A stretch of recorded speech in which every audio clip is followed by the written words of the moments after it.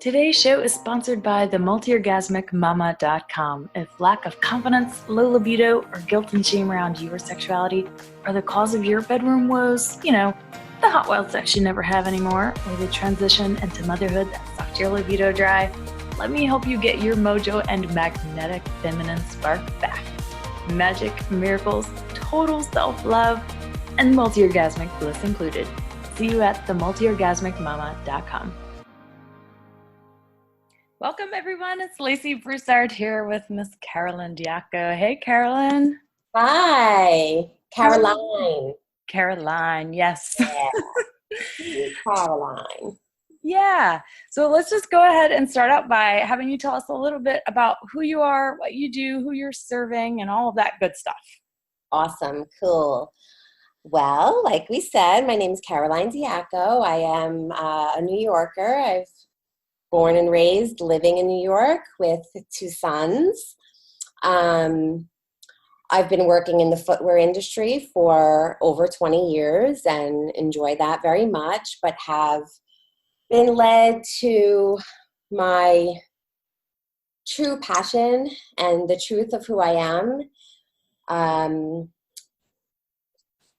in the field of sex, love, and relationships. I was fortunate enough to study with you, Lacey, in Layla Martin's Sex, Love, and Relationship certification coaching.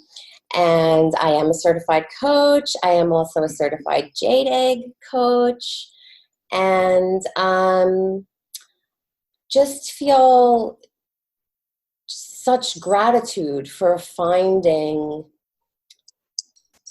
where my heart really sings and where my soul really wakes up, and being able to facilitate conversations and practices and discussions and questions and answers, mostly with women.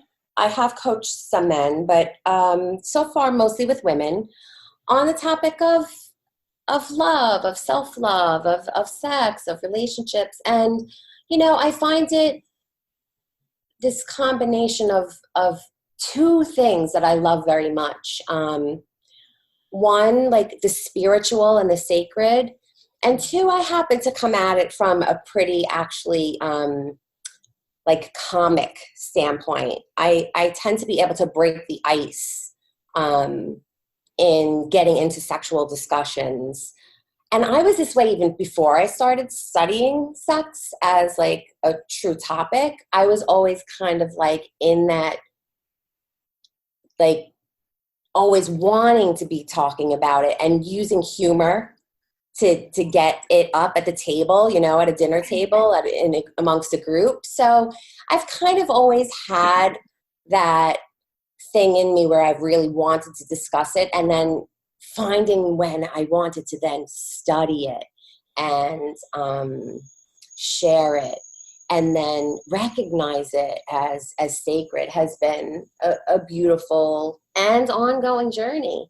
I'm going this Saturday to a full day in-person training with Esther Perel for coaches and therapists. Yeah. And the topic is the male paradox happens to be the topic. So we shall see how it all goes. But I'm just looking so forward to spending a full day in person with one of my true idols. Yeah. Wow. What an honor. Yes, phenomenal. That's amazing. Well, sex happens to be one of my favorite topics of dinner table discussions as well. So totally get you on that. And you know what? Other people want to talk about it too. They really do.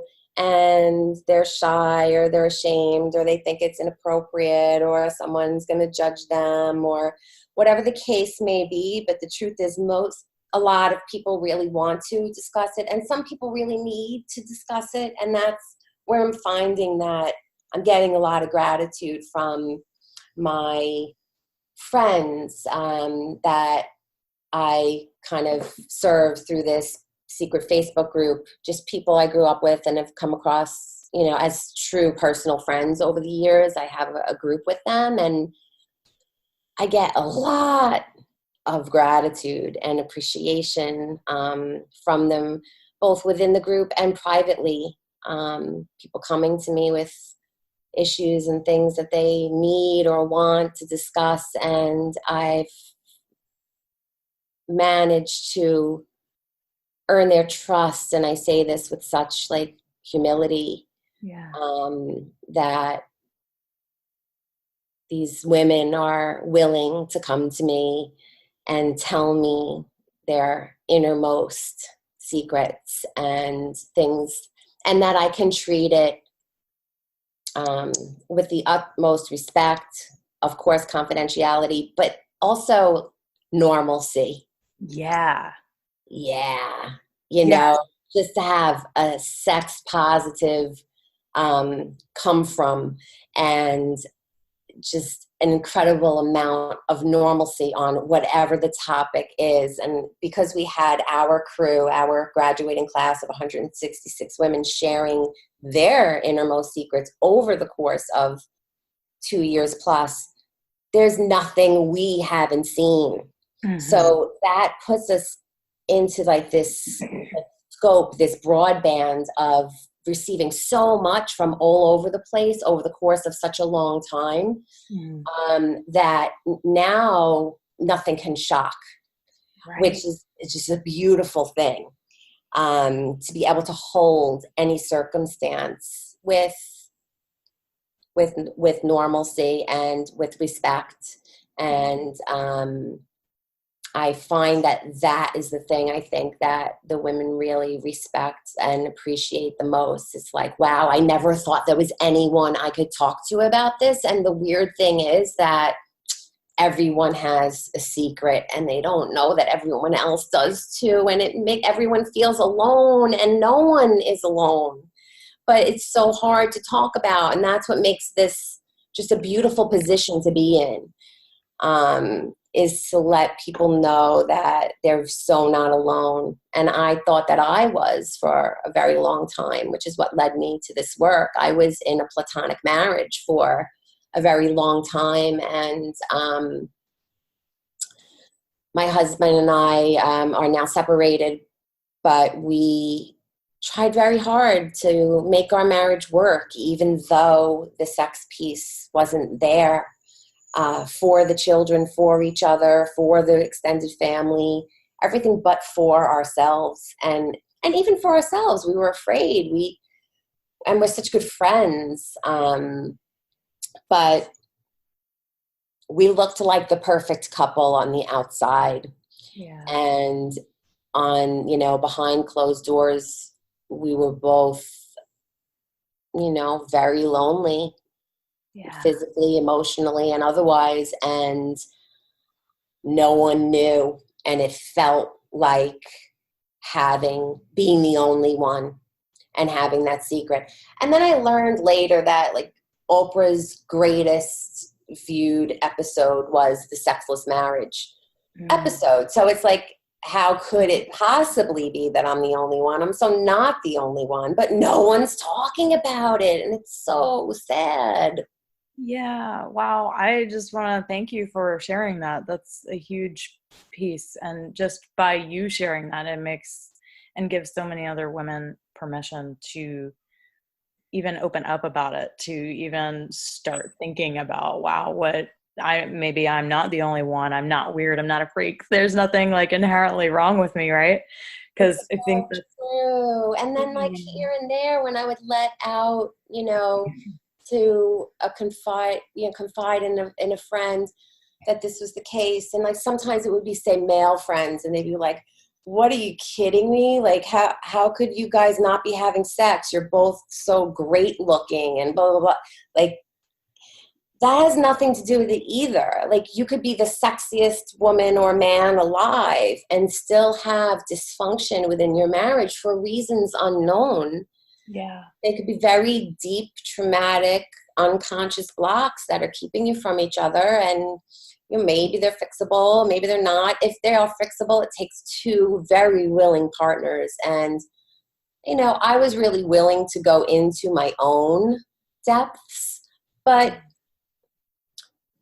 it's fine. I give him credit for admitting it. Like, Joe just wasn't. And like, I've done some deep, deep work that I wouldn't wish upon anyone.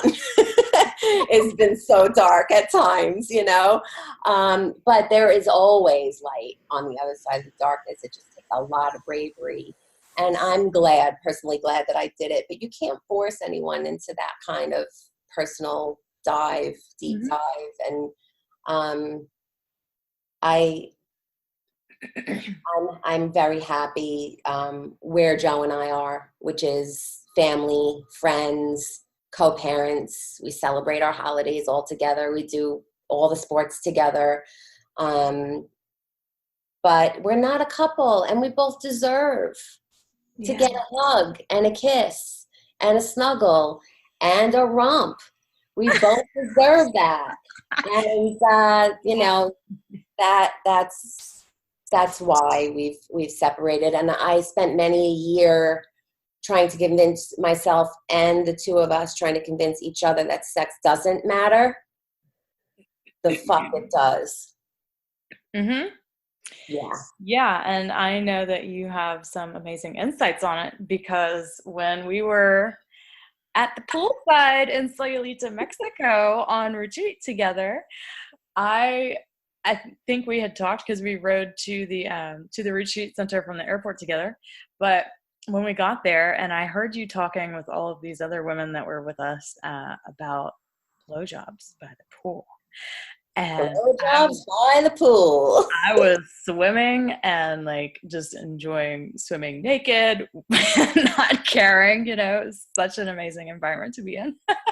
Incredible. I just had to flock over to that conversation. It was like, what the hell is this woman talking about? I was hearing stuff that I had never heard of in my life, because Caroline has some amazing understanding and of how pleasure works in the blowjob situation, y'all. So I just had to bring her on today to talk with you all about blowjobs, because to me, she's the blowjob queen. Thank you so much, Lacey. I mean, believe no shame, me, honey, no shame. So shocking to me, but I wear that crown with a hell of a lot of pride. Maybe all of the jewels on the top of the crown have like penises sticking up out of them, but like, I never thought that within our group of incredible women across the world that I would wind up in some kind of blowjob queen position and be the leader of that discussion always. But it has turned out that that's where I fell. And you know what? I accept.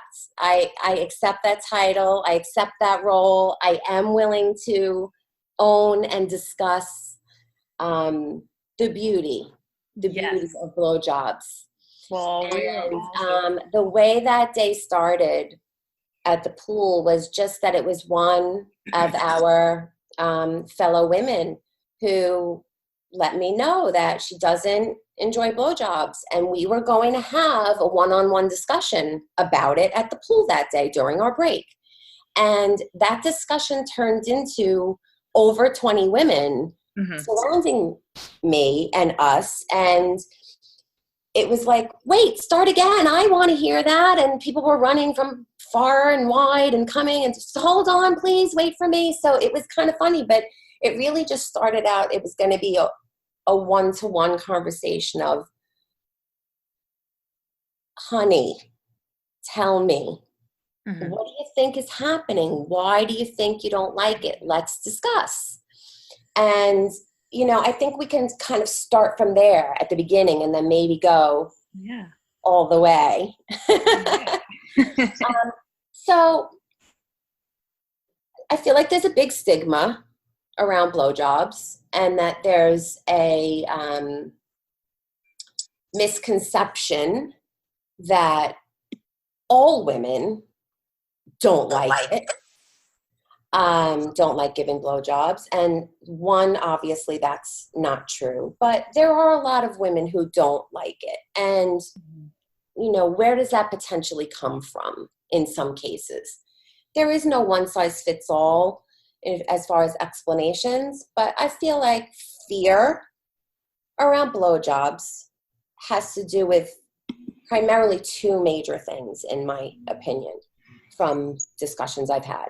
One is fear of the penis, that a woman particularly doesn't feel comfortable close to the penis, like up close and personal, face, eyes, mouth. Like when we're having sex or penetration, it's like we can feel that pleasure, but we don't have to look at it, right? Here, it's very up close and personal. So it's like, what is your relationship to a penis? And then even, what is your relationship to men in general? So if you're in a healthy space with a man and you have a fear of penis, I think that as a woman, you need to have the bravery to speak about that and say, if you want to get better at this, if this is something you want to share with your man, yeah, the conversation and the communication is important. And like becoming friends with the penis. And how do you do that? I don't know. Start with the hand. Start with the foot. Like, what if you give your man like a massage of his hand, right? And just see it as a body part. And like if he can relax into that receiving. And then maybe the foot, right? Not as every day as the hand. You don't see feet as often. You reveal the foot from the shoe, from the sock. There's a new place that maybe he's not being touched all the time. And then, you know, let him know, I'm a little shy about this, but I would like to become more intimately close with this body part of yours and not be so afraid of it like it's the one-eyed monster, you know?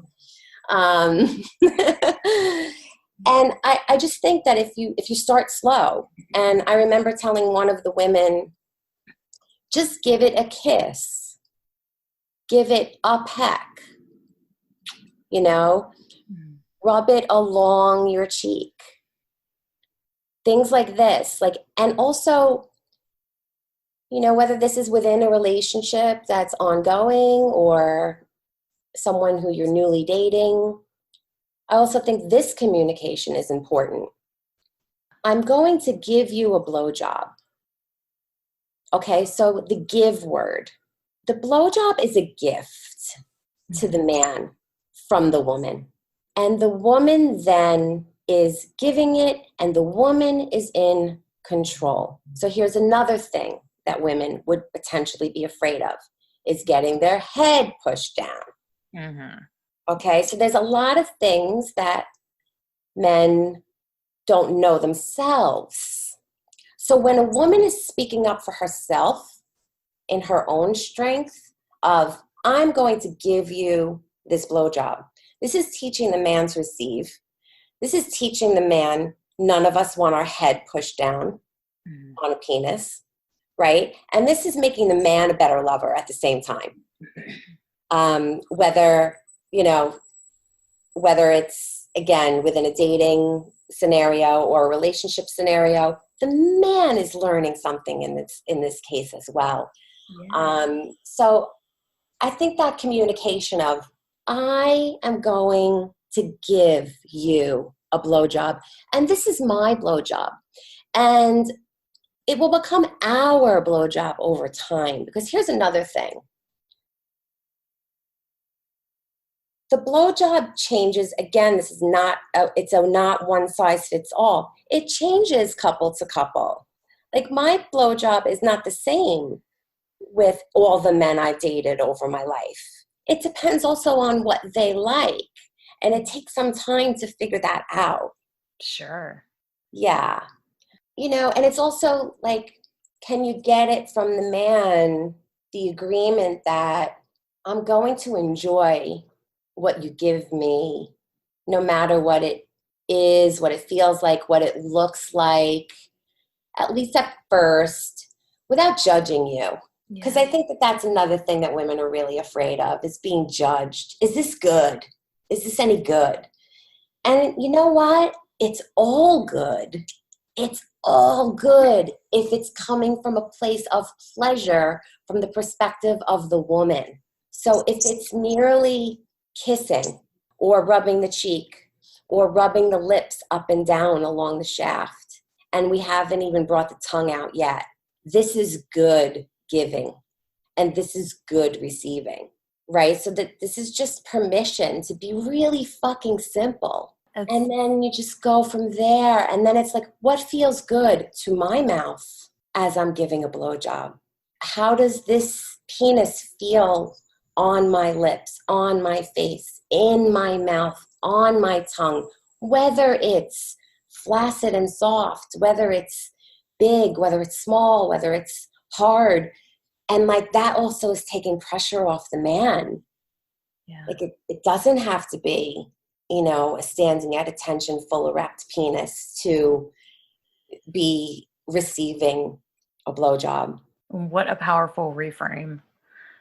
Because for so many women that say they don't like giving blowjobs, there's so much around feeling like you have to do it a certain way, or feeling a little terrified. What if he does push my head down? It makes me gag. That's an awful feeling to feel that.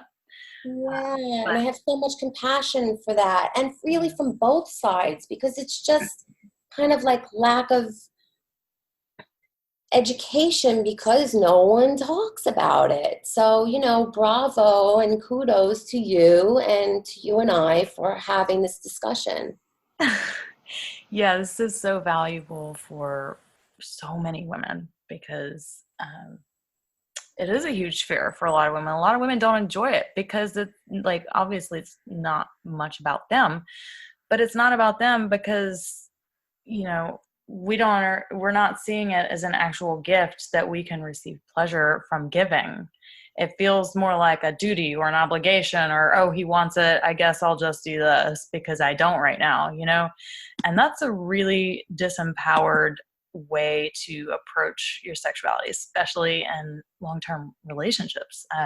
But the way that you describe it and talk about it as, no, this is something I'm giving you, don't tell me how to do it, kind of thing, of Yeah, course you and can so have your maybe preference. later, like you can tell me, like maybe I'll ask you what you like down the line, but I really believe in a kind of slow arc of a learning curve and a reframe, as you say, and getting into kind of a comfort zone and recognizing that it is very vulnerable, but it can be very pleasurable from the woman's side with a reframe.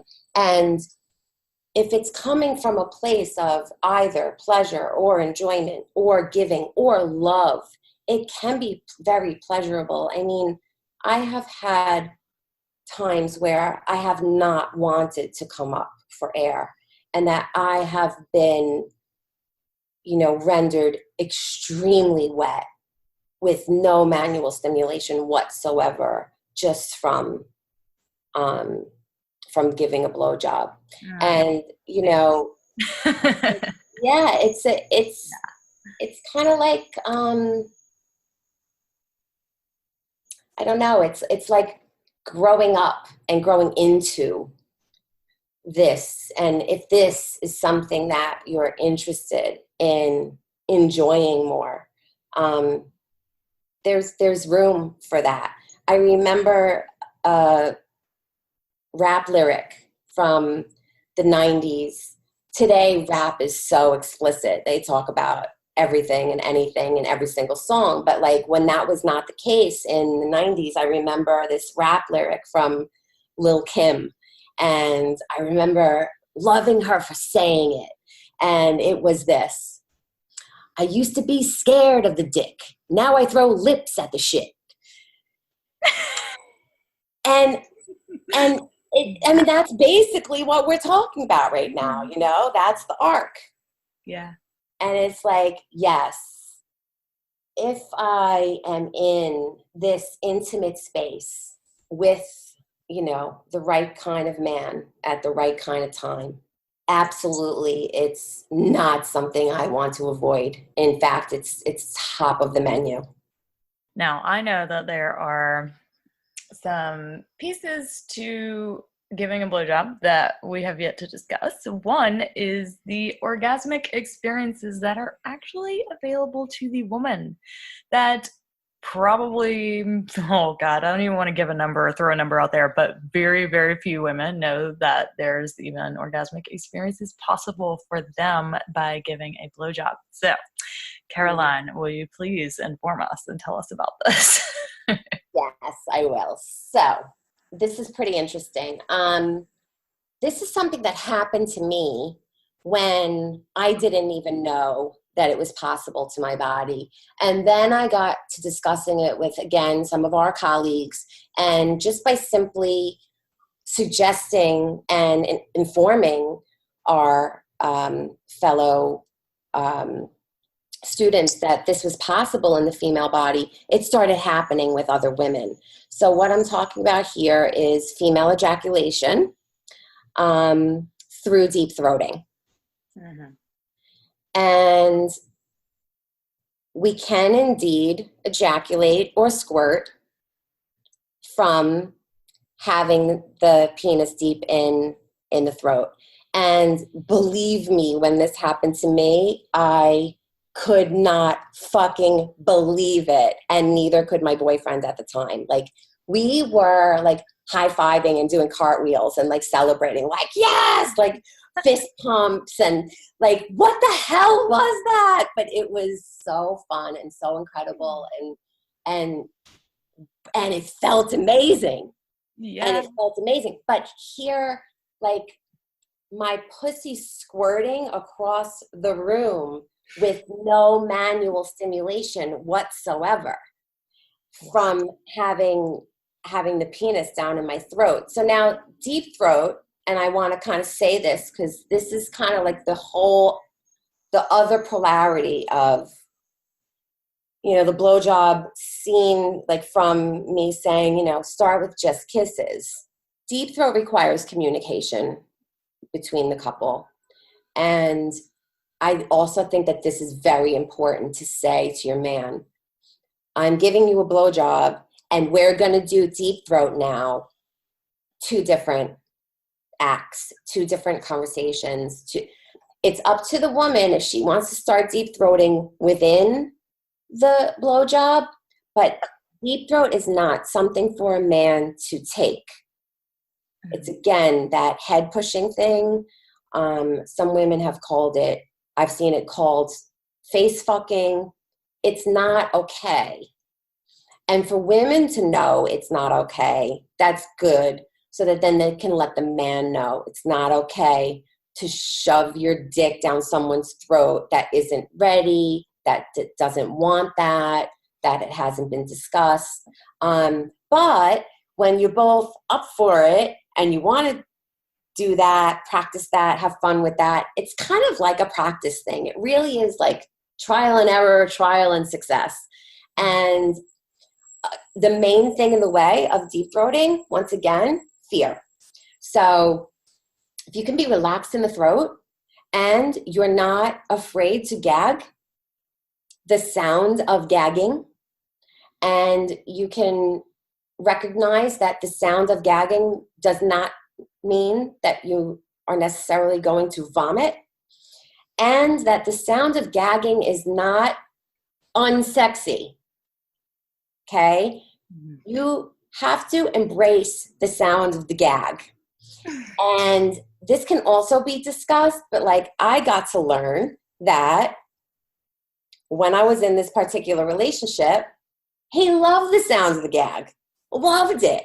And it was something that I was trying to suppress at first because I didn't know that, right? So now it's like you can relax your throat. You can be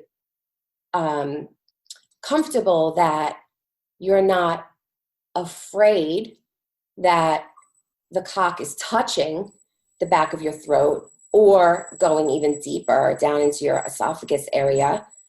And that whatever sounds you make are not unsexy. They're actually welcome sounds. Yeah. So all those things lend themselves to being able to deep throat successfully. So if you're relaxed and you're not afraid, you really can open your throat with this like swallowing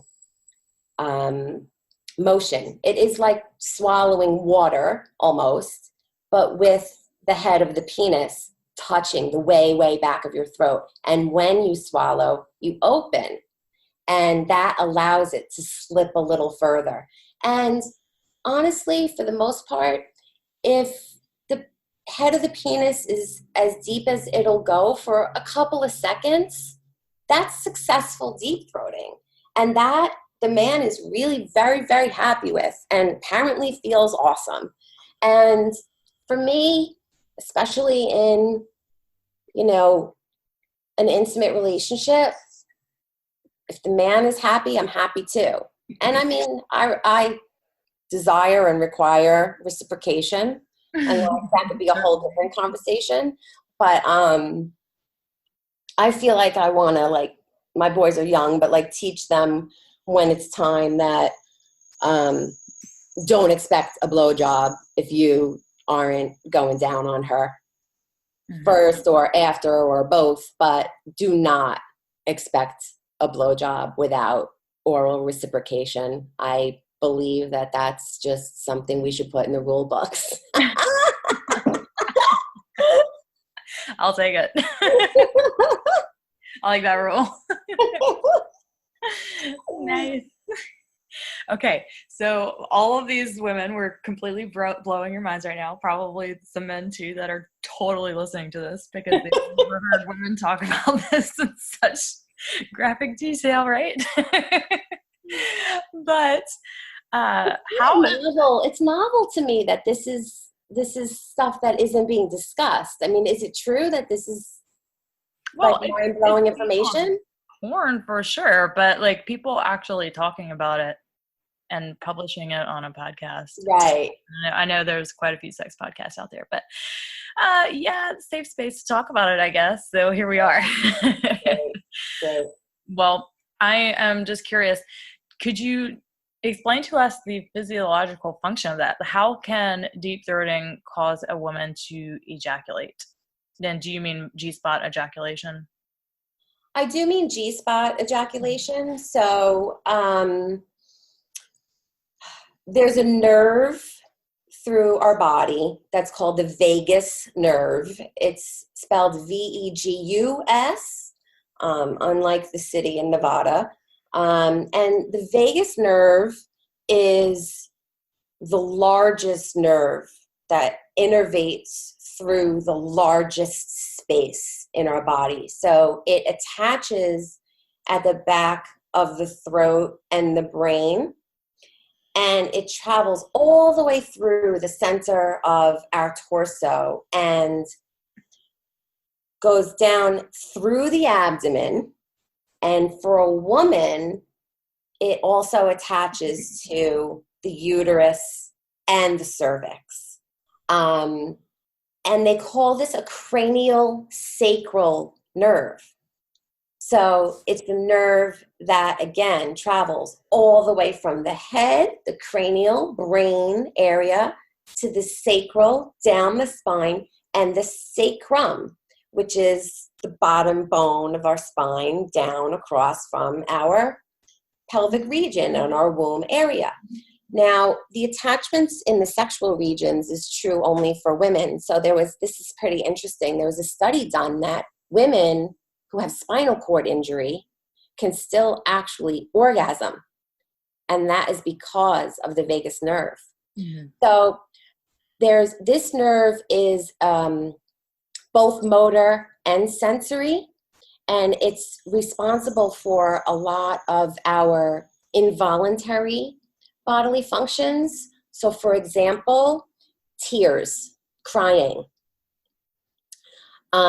is one of the things that the vagus nerve controls. It controls many things, and if you're interested in the science, look it up. But I feel like tears is a beautiful parallel to draw here. The word in Sanskrit for female ejaculation, like the liquid itself, is called amrita. It's such a beautiful word, and it translates in English to holy water or sacred water or like sacred river, amrita. So this is basically, in my mind, from like a very spiritual and sacred standpoint, it's like our pussy crying tears of joy. Beautiful. Yeah. Yeah. So the vagus nerve, because it attaches in the throat, it gets stimulated through the penis rocking back and forth in the throat. I also read that they do studies with women to create orgasm via singing. So if you can sing yourself through the throat to an orgasm, a dick can certainly do it. Wow. I have to work on that. How cool would that be? Just go sing in the shower every morning. Ooh, I had an orgasm. Yeah, it's pretty amazing. Fun stuff. Oh my God. Wow. Yeah, I'm blown away by all of that. That's definitely an edge of exploration personally. So I learn more from you every time I hear you talk about this. It's just wild. Thank you. Yeah. Another thing that's really important to mention here is that if a woman feels like she's going to pee during any of these experiences, whether it's penetration or being manually stimulated, or if you're having some kind of experience where you feel that your pussy might let go during deep throat, let it happen. Allow, relax, release. It's not urine. Mm-hmm. It's two different things. They come from two different glands, and they come through two different veins in the circuit ways in through the urethra. So if you're going to squirt, you're going to squirt. You're not going to pee. But a lot of us hold back from allowing that release because we think that it's pee. But when you actually do first female ejaculate for the first time, it's been reported, and I had this experience as well. It's an incredibly pleasurable and overwhelming emotional release. I cried and cried as if it were like the rivers of joy of my entire life that just let go out of me. And it was beautiful. And I'm so happy that I was relaxed enough, even without really knowing what was happening in my body at the time, that I was safe, loved, relaxed enough in this scenario that I just gushed, and it was tears of joy through my pussy, and it was awesome. And I'll also say this, if anyone's listening, men or women, if you're crying after you ejaculate and don't know why, ask to be held. Know that it's special. Know that it's very deep emotional release, and that is very beautiful, and that you will probably understand it more in retrospect. But say, please hold me. Or man, if men are listening, if your woman ejaculated and is crying, it's probably her first time, and just hold her. Yeah. What an experience. Oof. Yum. Need a lover over here right now. Hear that. Just talking about all that turns out. This is about 3 years ago, so I'm ready for much more love making myself these days. Mm-hmm. Beautiful. Wow. Well, what is the number one thing that makes a blowjob the best he has ever had? A lot of women want to know this as well. Well, I really think it has to be coming from a place of purity from the woman, and the man has to really feel and know and just sense that she wants this as much as he does. And if that's happening, then things like smiles and eye contact, which could be really awkward if it's not authentic, Yeah. but can be really beautiful if it is. So I think smiling while giving a blowjob is one of the sexiest things around. Yeah, just knowing that the woman is really into it, that she really wants it. And you know, like, you can see it in the eyes too. Like the eyes do smile as well. So, you know, I think I would just invite women to like really just throw yourself all the way into it and say, fuck it, you know, be vulnerable and don't care. Get out of your head. Mm-hmm. Get out of your head, get into your heart, get into your body, and really think less, feel more, and then the rest is really going to unfold. Yeah, when I learned how to do primal breathing before making love in any way, that was like the piece that could get me out of my head and really just feel super wild, like not hold back whatsoever. And that's something I teach in my Sex Goddess 3 Weeks to Better Sacred Sex for Couples program, is the primal breathing, because sometimes it is so much in your head, and to really have a blowjob be the best you and him have ever had, it takes a level of dropping all of the judgments, all of the thoughts. I mean, any sexual experience is way better when you're not thinking about it, or when you're not judging it, or when you're not in your head about it. And the primal breathing is, oh my God, it's the way to get there, in my opinion. It works for me every damn time. That's awesome to hear. That really is. And I agree. And I feel like that's why sexuality and sensuality is very spiritual and sacred, because the things that we do to get out of our mind and into our hearts, that is our spiritual path. So it's like things like meditation, yoga, prayer. You know, some people feel that when they go to church. Like, I totally equate lovemaking and sexuality in that same realm where thoughts dissolve. And it's what makes it so beautiful and holy. Yeah, I totally agree. Awesome. Well, last question for you. What one tip or trick can you give on becoming a multi-orgasmic mama? Putting yourself number one.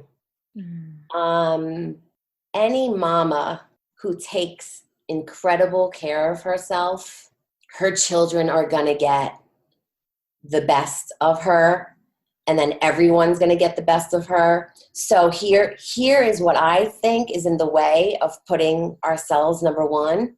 Throw out guilt. Know your worth. Understand that putting yourself first is a gift to everyone else. And just do it and throw the fucking guilt out the window. We don't need it. We don't need it. No, it doesn't serve anyone to be tired and exhausted all the time, and to not be present for your kids, and to not really be there present in the bedroom either. Right. And I mean, you know, when you're having amazing sex and present in the bedroom, the times when you're not having sex, when it's like being turned on for everything, turned on for grocery shopping, turned on for mothering, turned on for homework. And it's just a lighter way of being. And I've been in that space, and I've been out of that space. And everybody is happier when I'm able to be in that space. And, it's a constant choice over time. I have to remind myself to put myself first all the time. But tomorrow's always a new day, and you can always come back to it, and you can mess up, and you can always go back to it again and again. And it's never too late to keep making that choice for yourself, and knowing that that choice is also absolutely for everyone else. Yeah.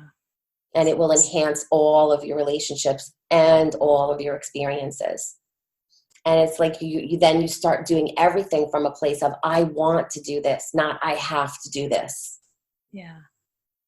So true. That I think I talked about it once with when I had Claudia Lucida on, that orgasmic place of when you take care of yourself, when you put yourself first and you put your pleasure first, because that's what it really means. When you take care of you, you're putting your pleasure first, because the things that are going to take care of you are the things that feel good and pleasurable for you.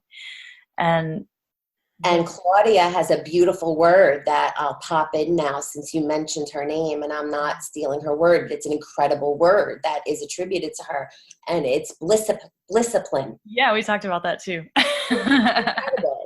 And it's like, I used to start a week off with a to-do list, a mile long, and that would end, my workouts would be mapped out, and everything was very disciplined. Mm-hmm. And that didn't feel good. Yep. But turning it over, you can get that whole to-do list done, but you can do it from much lighter, happier, pleasurable place if you've made time to take care of yourself in between, and at least one small thing a day, at least. Yeah. And don't plan a week out. Give yourself the spaciousness to say, what do I feel like right now? Yeah. Here and there, at least a couple of times a week, give yourself a block of time that you don't know what you're going to do, and you decide what you want to do in that moment. I feel like a movie. I feel like a yoga class. I feel like a nap. And then, start practicing that more and more. I feel like it's sexy. That's a gift to everyone. Mm-hmm. Kate Northrup, that's Christian Northrup, Dr. Christian Northrup's daughter. She calls that scheduling in white space. You actually need to schedule white space. Like, if you're a really busy person, you go and put in your calendar that this is the time where you are not doing anything. It's just completely blank, and that is actually scheduled into your calendar. I thought that was a genius idea. I was like, oh my God, hell yeah, every woman needs that schedule. White space. Mm-hmm. And guess what would be awesome if this happened? I feel like giving a blowjob in my white space.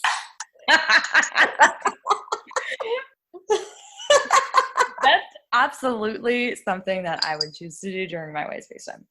Any day, every day. Awesome. I'm so happy to hear that, Lacey.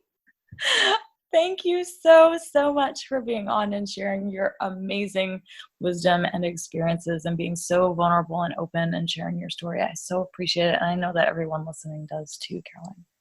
Thank you too. And you're very, very welcome. It's been totally my pleasure. Well, thank you. Well, we'll talk to you soon. Awesome. Bye-bye. Love you. Bye. Love you too.